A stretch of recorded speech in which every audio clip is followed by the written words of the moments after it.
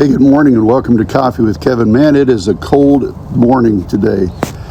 I think it's down in the 20s, and I want to just come outside and get a little bit of fresh air as the sun rises. As many of you know, in August of 2024, I went to Chicago as a national delegate to the Democratic National Convention. While I was there, I met a fascinating young man from California. He is Ted Lieu, the congressman representing the 36th District of California.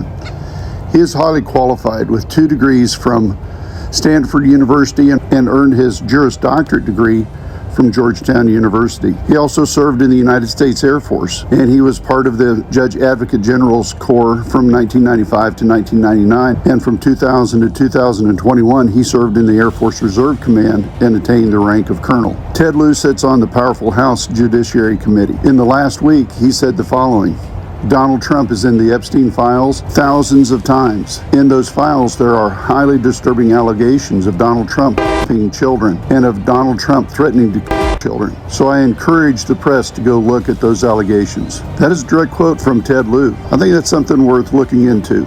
As I sit here today reminiscing about looking out the window of a train, a place where I spent 43 years thinking and analyzing the world around me, but the time that I spent in the locomotive was not private. It was all recorded. Everything that I said, everything that I did. The event recorders recorded everything. Every throttle movement is logged. Every brake application is recorded. The event recorder does not speculate. It does not exaggerate. It captures everything that happened. On February 11th, 2025, during a House Judiciary Committee hearing, Congressman Ted Lieu said to Attorney General Pam Bondi, "I believe you just lied under oath, and this is all on videotape." That was during formal testimony. But in a separate press conference captured on C-SPAN, Lieu made an even more direct public statement about the Epstein files. You heard me say that statement earlier. That statement was made to reporters. It has circulated widely, and it is on videotape. Now let's apply integrity standards. Lieu's words matter. He said allegations. He did not say convictions.